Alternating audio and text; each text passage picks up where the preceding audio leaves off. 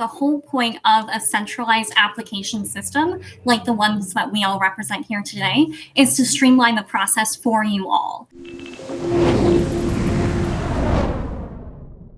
All right. Well, we are at the top of the hour.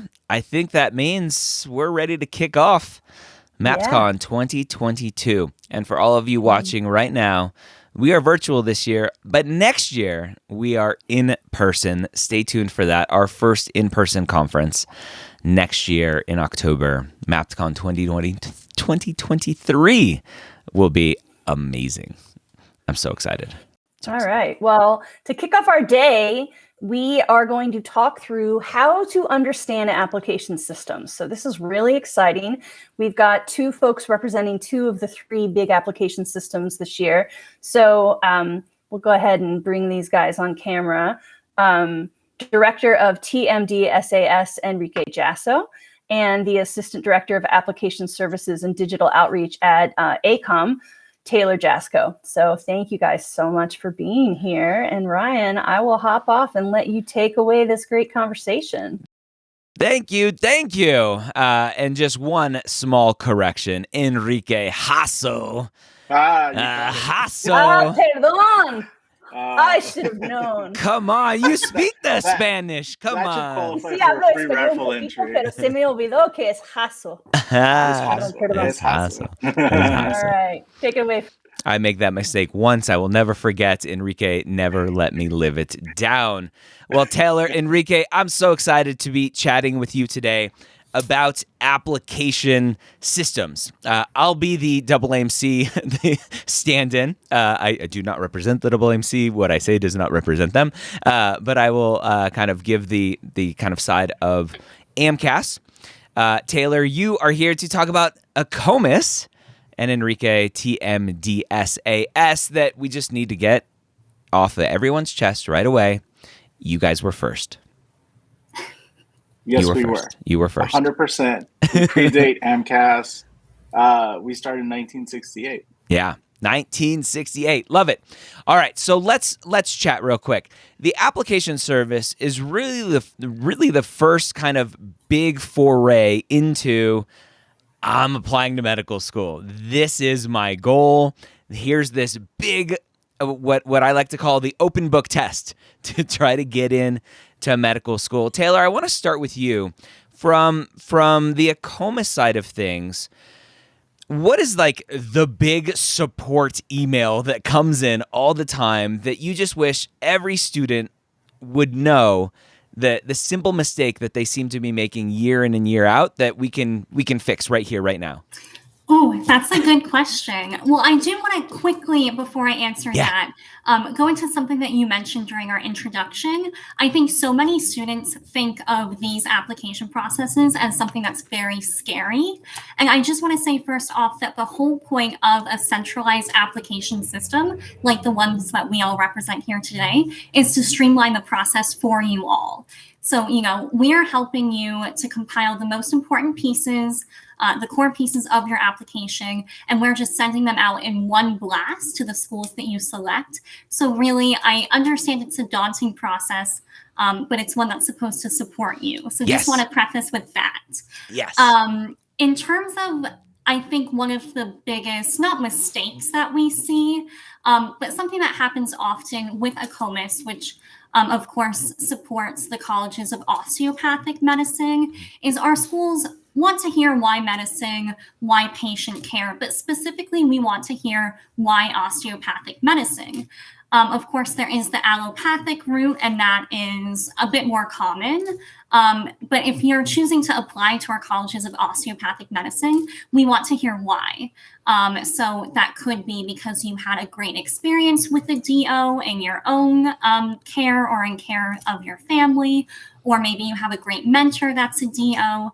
So that kind of arguing in your personal statements, in your different shadowing and internship experiences, that's certainly something that our schools love to see. Of course, they'll consider all applicants, but when you make a specific case for osteopathic medicine, that's going to make your application shine. Interesting. I love that perspective because our recommendation is don't make it specific to osteopathic medicine in terms of the personal statement, because the secondary essays usually have that question kind of built in of like, why are you interested in osteopathic medicine? So that's an extra little take there. So thank you for that.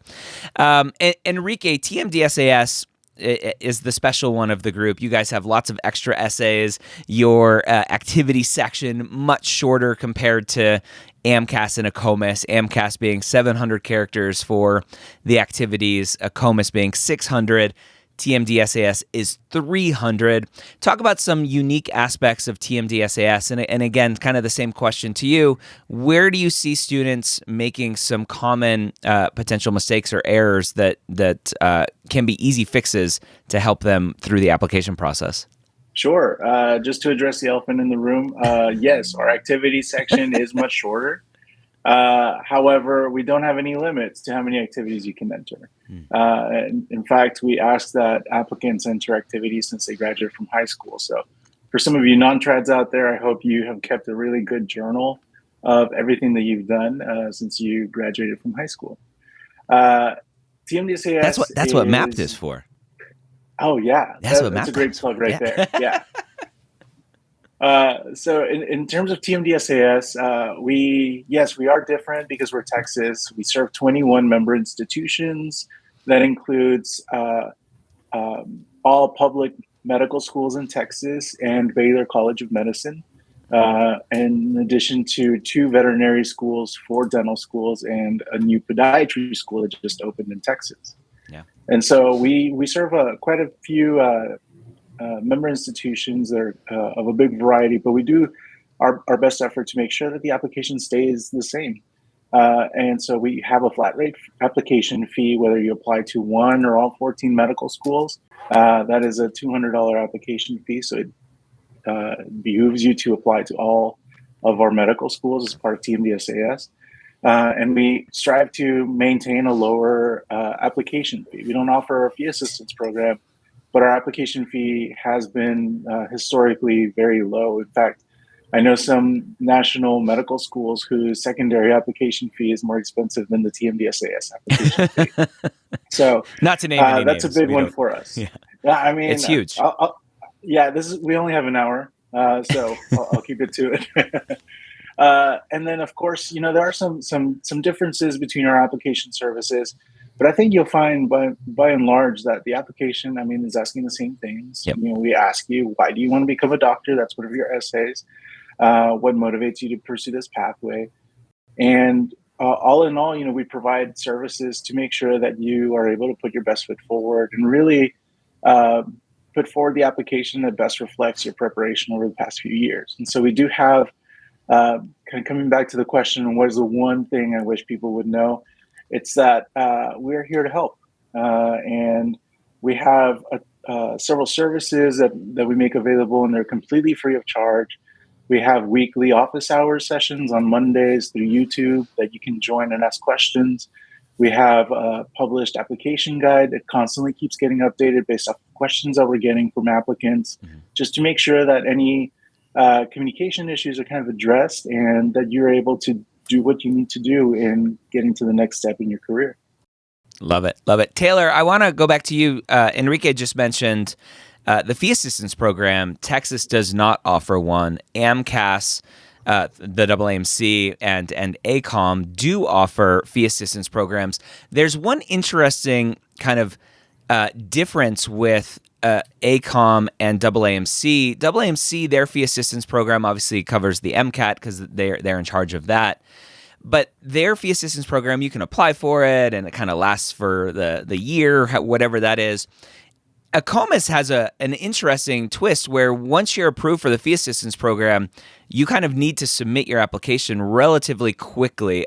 I'm assuming that catches people off guard sometimes. Can you talk about that nuance there with the fee assistance program through AACOM and kind of how what students potentially should be looking at when applying for the fee assistance program through AACOM? Yeah, that's great. So just a quick overview of our fees. So your first application with AACOM will cost $198.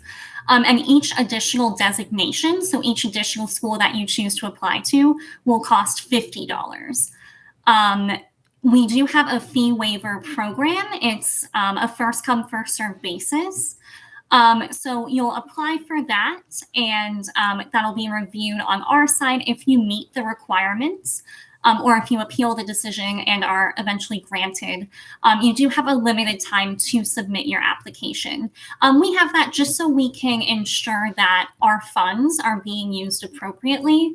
We have a limited amount each cycle, so we want to be sure that those students who are actively applying to schools are awarded those funds. So if you are awarded a fee waiver and you sit on that for a while, we're not sure if you actually intend on applying to school. So we would rather redirect that money to students who certainly are going to submit their application.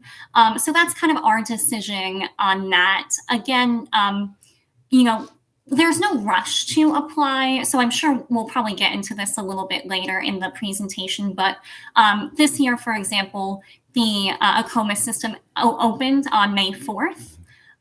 But schools actually don't even begin receiving your applications until mid-June. So there's no major rush. So we typically recommend that you sit on your application for a while, make sure that you take the time to apply, fill everything out. And at that point, once you're ready to submit, you could apply for the fee waiver. So once you receive the fee waiver, everything's ready to go. One other note about our fee waivers, and you can find additional information on our choosedo.org website. You do get a few extra bonuses with that fee waiver. So the fee waiver will cover the first $198, that initial application fee. And you'll also have access to some interview tips and kind of training, some different additional preparation tools as well. Awesome. Let's go ahead and bring up the slides that we have prepared. We'll bring up yours first here, Taylor, and you can talk through them, and I'll drive the slides. Perfect. Thanks. So yes, of course, AACOMAS. We represent the American Association of Colleges of Osteopathic Medicine, and we manage the AACOMAS application, which is essentially the primary application for students interested in attending any colleges of osteopathic medicine apart from the state system of Texas, which Enrique will handle. Oh, yeah. On our next slide, you can see a map of all of our member institutions.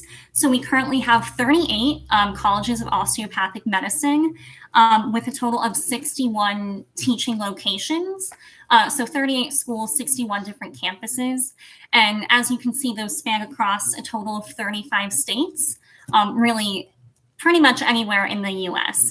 So we have a good section there. And we do have a couple in Texas. Just want to throw that out there as well. And I just want to throw out there for everyone watching, DO, they're real doctors. Like, let's get rid of this myth that osteopathic physicians are not real physicians, that they have limitations. Here in the United States and in many other countries around the world, and AACOM, the AOA, is working hard to expand everywhere. They're real doctors. So they have full privileges. They can do surgery. They can do everything. So they can do it all. Yes, exactly. We've got to stop this craziness of DOs aren't real doctors. I guess I wish I had answered that for your first question. What's the one thing we wish everyone knew? DOs are real doctors. Real doctors. Precisely. Yeah, as you said, they can practice in any field, any specialization, just like MDs. Yeah, and there can be some confusion, and I often get it from immigrants, because there is another DO degree in other parts of the world that is very similar to physical therapy. And so those are not the same as osteopathic physicians here in the United States. So some confusion potentially from that. But other than that, if you're in the States, MD equals DO, DO equals MD. They're on a level playing field for career opportunities, for salaries, for privileges, for everything. So I just want to get that off my chest. Precisely. No, thank you. So as I mentioned briefly, just kind of a general application timeline. So AACOMAS will open for submissions in May of each year.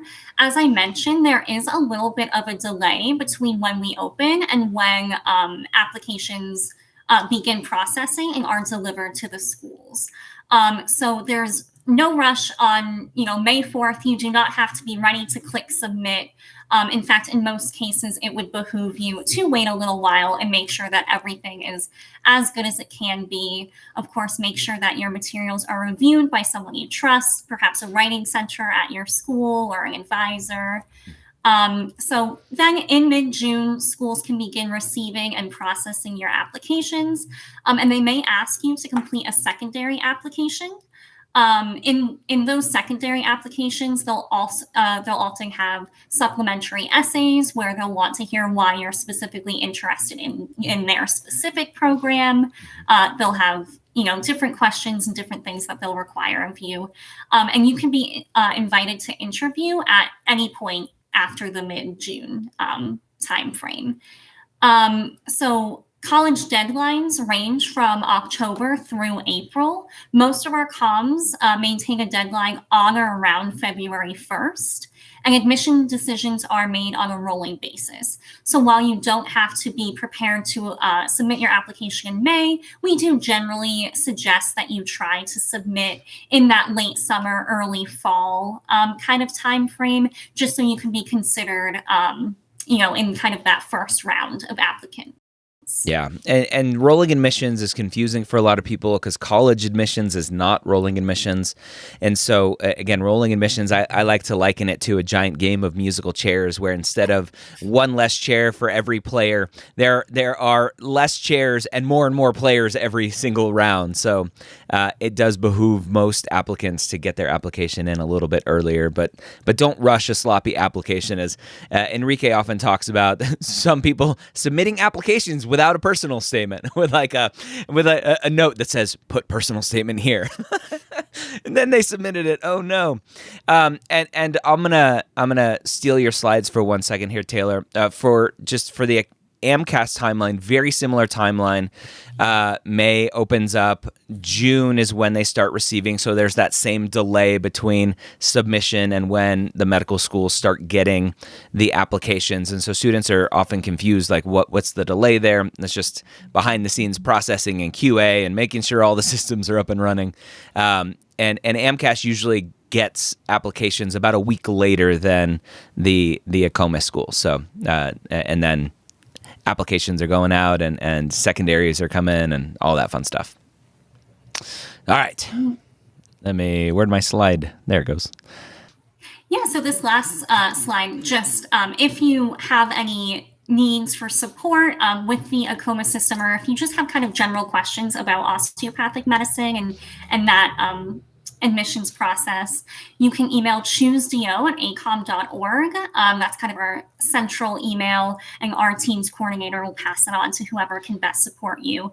If you are applying, if you're a current applicant and you have a question, if maybe, for example, your letters of recommendations haven't come through yet, or if you have a specific issue with an AACOMIS, you can contact our AACOMIS support at AACOMISinfo@liaisoncast.com, or you can call their number as well.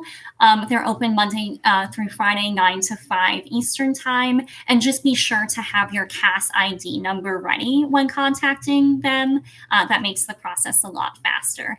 And the link was on the slide earlier. ChooseDO.org is your main resource. That's we'll have our ChooseDO Explorer there, which is a great tool, and that allows you to explore all of our colleges of osteopathic medicine. So you can go into each program, you can filter by different requirements, so by different Mcat score averages.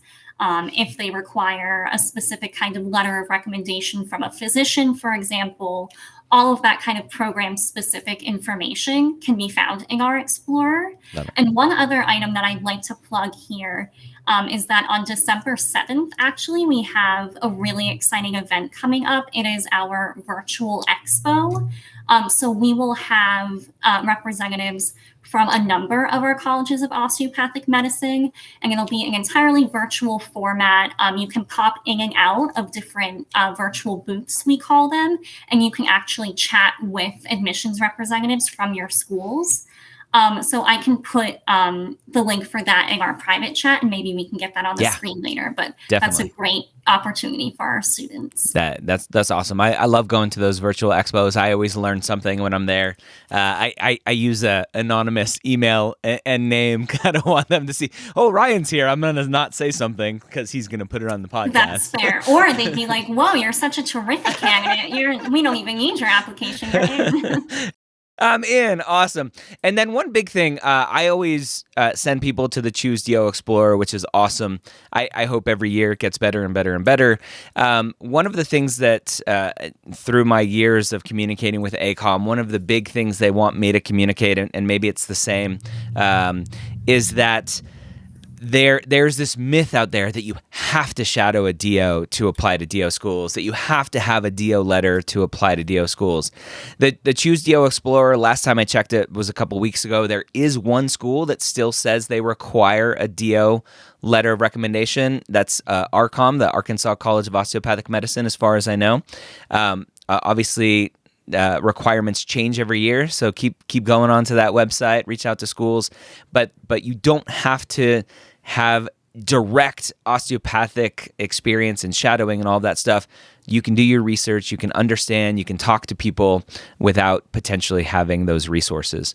So I just wanted to get that out there as well. Enrique, we have a couple slides for you here as well.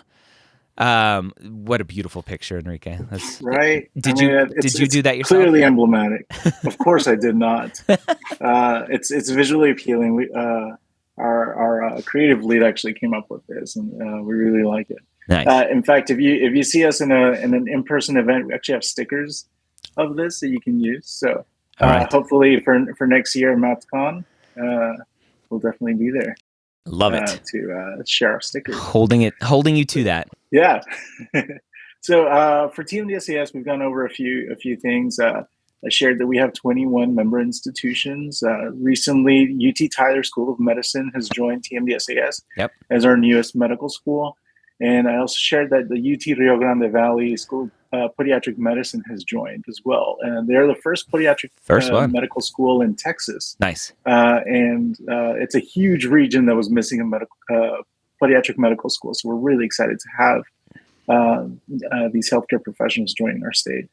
Yeah, and pediatric medicine, just in case people don't know, like I consider DPMs as close to MD or DO as you can get without actually having an MD or DO. It's 4 years of medical school. It's all the same prereqs. You typically require the Mcat as well. You're doing a surgical residency typically after. You just are kind of relegated to certain parts of the body, depending on the state that you're in. So yeah, it's an awesome degree for a lot of people. We actually did a session with the school kind of debunking some of the myths about pediatric medicine. In Texas, they do require the Mcat. Yep. So, and then it's a flat rate application fee. So if you apply to medical school, you might as well apply to pediatric school as well. Might as well. And so, we're really excited to have the school on board. And as I mentioned, we'll talk about a resource in a couple of slides that will point you to that session that we did with them. Nice. Yeah. So for the TMDSAS application, there are certain timelines that we kind of want to adhere to. Just as Taylor mentioned, we opened in early May. As Ryan mentioned, we also opened in early May. We do have a uniform deadline of November 1st, and it's sometime around there whenever the next business day is each cycle. And so what we want to kind of walk through is that throughout the cycle, obviously certain things take time to process. Your application will take up to 4 weeks to process. And so we urge applicants to submit their applications as early as possible because of the whole musical chairs metaphor that Ryan shared earlier. You want to make sure that your application's in while the medical schools are starting to take a look at applications. However, during that same time, TMDSAS does not require you to have your MCAT test scores, your letters of evaluation submitted. We don't even require transcripts until you're accepted.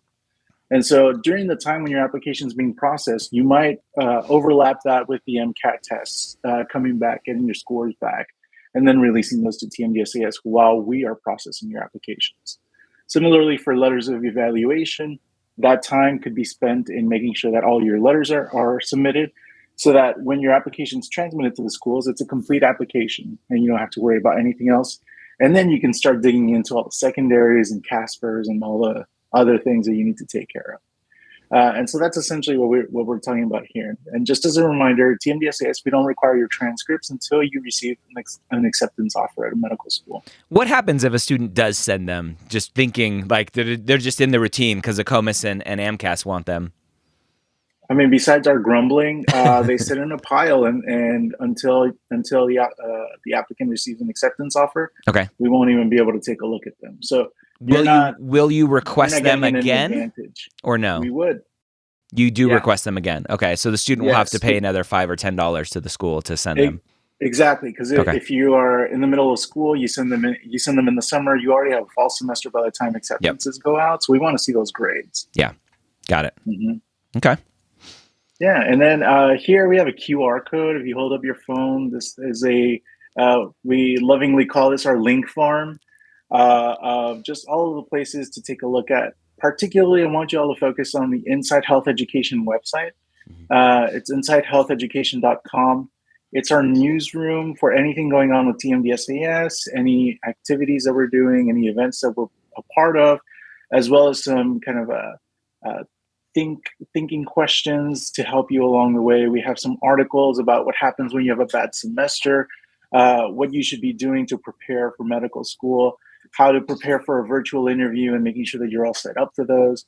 And, it's a really helpful resource that we keep updating regularly. I saw in the chat earlier, somebody was asking what happens if we aren't able to find the link for the sessions. I see the barcode isn't working. I'll send the link anyway. It's this insidehealtheducation.com. So you can go there, and I'm going to make sure that we correct that barcode. My apologies. I tried to be cool. It probably works.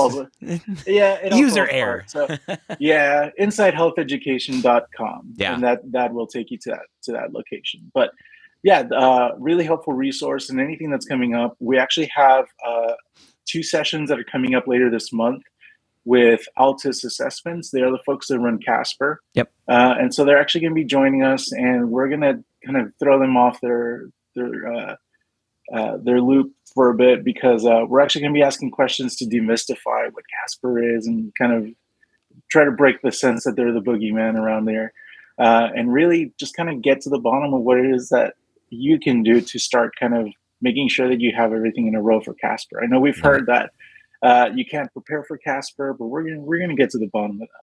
We're gonna get. Enrique, you're ruining my mojo, man. We got Kelly on later today talking about Casper. Oh well, you'll get there first. You're okay. Prime them. Yeah, there we go. And then for any advisors watching, we're actually going to have an advisors dedicated session with Altus that same week. And so if you are interested in joining that, go to our website, tmdsas.com, scroll to the bottom, and we have a place where you can register for our newsletter if you'd like to get some information about those sessions. Yeah. Quick plug for the advisors, Taylor and Enrique. What resources do the advisors have? Because one thing I've noticed is that there can be a lot of turnover among the advisor kind of crew out there at different colleges, and sometimes they don't know all of the amazing resources that you all provide to the advisors. Where can advisors go find some information to help them with their students? I'll let Taylor go since I've been talking for a while. Perfect. So for us, that choosedo.org is kind of the main resource for potential applicants and advisors alike. And then we also have on our AACOM.org website, we have a specific section for advisors. I can put the link for that in the chat in just a minute. But that'll have some additional information as well. And then we're always happy to provide, we have a few different documents that we can send you in PDF. You can print out. I have one of them right here, for example, kind of our osteopathic medicine fast facts. So we have some different things that we're able to provide that you can pass along to our students. So choosedo.org, acom.org. And if you have additional questions, feel free to give us an email. Awesome. Definitely. Enrique, any specific place for advisors to go to? Yeah, we have a dedicated page on our website for advisors. If you go to get support at tmdsas.com, there's a link for advisors. Often advisors are also our evaluators, and so we have some dedicated pages kind of addressing some of the common issues that evaluators face. But I think our outreach with evaluators really is more focused through the National Association for Advisors of Health Professions, as well as the Texas dedicated group TAP as well. And so we actually take great pride in our engagement with advisors. And, most advisors throughout the state actually have my phone number and will call me or text me if they have any issues. So we really do a lot of engagement with our advisors and really dedicate a lot of resources to make sure that they're well supported to support all of the applicants. Yeah, that's awesome. All right, in these last 15 minutes or so, let's go ahead and open it up to Q&A with the students watching. If you're on Instagram, we're streaming there live as well. Go to Mappd.tv to ask questions on the YouTubes, and we'll be able to pull it up here. So, what questions do we have? Rosemary asks, can you explain the TMDSAS match process? That's one thing we did not get into. How does it affect students/schools and impact the selection process? So I know you have an amazing video on what that process looks like. I used it when I was writing my application process book. Can you briefly talk about the match process for TMDSAS? Because that's very unique. Of course. So TMDSAS does not have rolling admissions for medical applicants. By and large, if you're a Texas resident medical applicant, you actually participate in the TMDSAS match. What the match does is that you will go in and rank all of the schools where you've interviewed, and then all of our schools will rank the applicants that they have interviewed, and we put them into this big fancy algorithm and produce a match. That happens in, I think, March 3rd of next year for this cycle, and it happens in early March. And so the idea there is that all of the schools would have an equitable distribution of all applicants. That way we don't have one school that has all the 528s and 4.0s, or another school that has to really engage with a different subset of the applicant pool, maybe, those that are more mission aligned. So this allows the schools to have an equitable distribution of applicants. For you as the applicant, the match day is not the end all be all for all acceptances. Of course, as you would imagine, some folks match to a school and they get an offer somewhere else, and then there's just a lot of movement that ends up happening. All of that's explained in that video, and that's available at tmdsas.com. In our application guide, we have a link to that video. And so in a nutshell, there is some strategy that you can employ just to make sure that you are putting your best foot forward at the schools that you really want to attend, and then making sure that you are continuing to be engaged after the match in case you are able to match to or be accepted rather at a higher ranked school. So all of that's explained in that video. Yeah, that's awesome. And the match process, same algorithm that ARIS uses, the big NRMP match. So it's a fun one and very different. And I don't know if you said it or not, something that some students don't know, the match is only for Texas residents, correct? Yes. Okay. Yes. So everyone else has to wait until the normal kind of release of med school acceptances during that time. And then just, again, a couple other nuances here. AACOM and AACOM, you guys do not have any sort of restrictions around when schools can start offering acceptances. That is different with Mcat schools, where they have to wait typically until October 15th, mid-October, if you're not doing early decision. So some little nuances there. Awesome, great question. We at TMDSAS, we adhere to that, the Mcat timeline as well. So we won't extend any offers until October 15th. Yep. So if you are a medical applicant that's a Texas resident, you would get a pre-match offer. And if you're out-of-state resident, you would receive an outright offer of acceptance. Awesome. All right. Next question. Thank you, Rosemary, for that one. If denied a fee waiver in error, is there a way to appeal that decision? So, Taylor, probably for you, since TMDSAS does not have the fee assistance program. Yes, there is a way to appeal the decision when you receive your notification about the status of your fee waiver. You'll be provided the process, the steps in order to do that. The appeal process at that point, then those appeals will come directly to our team at AACOM, and we can read your explanation. It's still, we still have specific guidelines that you have to meet. So it's not like, you can submit an appeal and explain that you've had a tough year, or, things like that. Unfortunately, it is still pretty objective, but we do have certain guidelines that maybe your specific numbers don't reflect that we could then grant you that fee waiver for. Yeah, and again, just some nuances from AMCAS and AACOM in terms of fee waivers. You had mentioned it earlier. AACOM does set aside a specific amount of money each year, and once that kind of fund runs out, then the fee waivers, the fee assistance program is kind of closed for that year. The AAMC does not have a cap, so everyone who qualifies will receive a fee assistance program award at that point. So a little bit of a difference there. And one note I'd like to make quickly on that point, thank you for making me think of this. So even if we do run out of the fee waivers, if you would typically qualify, we would still alert your schools regardless. Awesome. So in your application, it would be noted that you would, have received a fee waiver if we had the funds. So then they can take that into account and perhaps give their own fee waiver for your supplemental application. Beautiful. I love it. And just a random note, because I've talked to students about this. If you did not get a fee waiver, you did not qualify for fee assistance program, and you're out of money, reach out to schools and say, hey, I would really love to apply to your school. Is there any way that you can waive your secondary fee?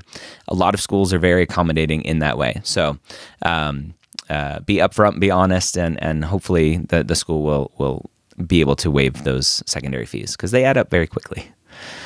Awesome. Great question, Bethany. Catherine asked, just to clarify, TMDSAS has an application fee of $200, and that covers all the schools in Texas. Yes. Yeah. Yeah. If you want to apply to all 21, go for it. Yeah. It does sound too good to be true. I agree. I agree. Yeah. And so, that's it. That's it. No strings attached.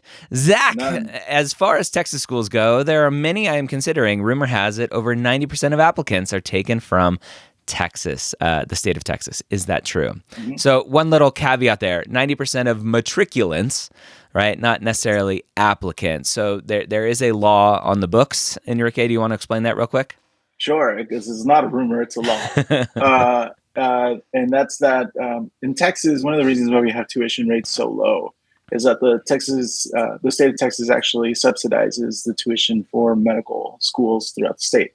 And as part of that, they have capped the school's admissions of out-of-state applicants to no more than 10%. So yes, 90% of applicants are Texas residents, 90% of matriculants are Texas residents, but that shouldn't stop you from applying. Earlier in the chat, we shared out a data report that shows in-state and out-of-state applicants, and you can take a look at the distribution of MCAT scores, GPAs, and while they are competitive, it's probably not as difficult as you would think that it is to apply as an out-of-state applicant to Texas. So don't let that discourage you from applying to Texas schools. Yeah, big one. So a lot of people are like, I'm moving to Texas. It's cheap. And Jacob asks, do you expect application costs to decrease in the future? No. Yeah, probably not. That's just, unfortunately, the way that inflation works. Things keep going up, unfortunately. Maria, how can we find out which Texas and DO schools accept international students? Great question. Taylor, the Choose DO Explorer, I'm assuming, is the answer?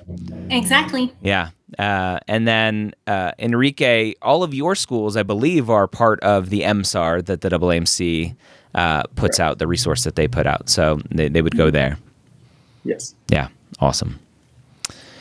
Hannah, are waivers still available for AACOM? As of right now, they are, yes. So make sure you get your applications in soon if you want to be considered. Go do it. And just a clarification on that. Fee waiver first, then submit, not submit and then fee waiver, correct? So That it's is got to be the right correct. order. It's not, yeah, Yep. absolutely. Who else? Doc in a box. How long do you have to reside in Texas to qualify for in-state? They're thinking, their mind's running. They're like, what can I do? They're going, yeah. So I'm assuming based on most states, it's typically a state law that determines what state residency is and how you qualify. Enrique, do you have an easy answer for this one? There are two pathways for Texas residency. And number one is if you graduated from a Texas high school and lived here 36 months before, or if you have established Texas residency by living and establishing, maintaining domicile for a year. That is in a huge nutshell. The actual rules are much more complicated. Yep. But if you have any questions, send us an email, info@tmdsas.com. Awesome. Elizabeth, could we get a link to the DO Fast Facts flyer that was held up? I can't find it on the AACOM website. So it's not posted on our website, but please email our chooseo@acom.org and we can send that to you ASAP. Awesome. I mean, we can put you full screen and you can just hold it up and they can take a we picture go. too. Take a screenshot. Let's do that. See who's listening to me. Nobody's listening to me. Let's put Taylor full screen. She can hold up her little fast fact sheet. It is double-sided also. Yes, so we're that is gonna... all right. There we go. But yes, please give us Oh an yeah, email. never mind. That text is too small. That's too... Yeah. All right. Wow. We tried. Next time. Dylan asks, what question regarding DO surgical residency programs? So, all right. So there's a little clarification on this. Are you required to take USMLE outside of the required exams in DO school to be eligible to apply for surgical residencies? So first clarification point, right, Taylor, is there are no longer DO residencies and MD residencies as of 2020. I believe the quote unquote merger took place. All residency programs are single accreditation through the ACGME. All DOs can apply to all residency programs. All MDs can apply to all residency programs. So no special differences there. This is a big question. Do DO students, quote unquote, have to take USMLE to be considered for special residencies or maybe more prestigious or competitive residencies? What's the typical answer that the AACOM is giving? So that's actually outside of my team. So Okay. I unfortunately cannot answer that for you, but I'm happy to consult with our graduate medical education team and see if we can get some answers. Awesome. I can answer it unofficially. We love it. You don't have to take USMLE. All residency programs should accept COMLEX. Now, there is always going to be the one or two programs out there where there still may be some bias, unfortunately, and they may still want to see USMLE because that's what they're accustomed to. And so you will still find, and I don't know what the percentage is. Again, that may be an interesting question to get. What percentage of DO students are actually taking USMLE? And then specifically what residency programs they're applying to. I would love to see that data if it's available. Great question, Dylan. Jacob, should you apply to Texas schools even if you don't have a direct connection to Texas? Enrique, I believe, and I don't know if this is public, maybe you told me behind the scenes, one of the biggest differentiating factors for non-Texas residents is going to be that Mcat score. Yes, no, maybe so? Ish. There are again that data report that the dashboard shares. What those averages look like. The average MCAT score for a matriculated applicant last cycle was a 511. Yep. And that includes Texas residents and non-Texas residents. For non-Texas residents, it's about 5 points higher, I believe. Yeah. And so there is a differentiating. There's a correlation there. There is, but I would not discourage anybody who doesn't have any ties to Texas from applying. Definitely apply. Yep. We have some amazing schools in the state, and the state is so huge. Since we're the center of the universe, there's bound to be something in Texas that really attracts folks. The center of the universe. Awesome. On that note, the center of the universe, Taylor Jaczko, Enrique Jasso, thank you so much for coming to MappdCon 2022, sharing your expertise all about the application services that you all represent. I appreciate you. I appreciate your time. All that contact info was given out. If any of you watching have questions, go reach out. They're a friendly bunch to go answer some questions.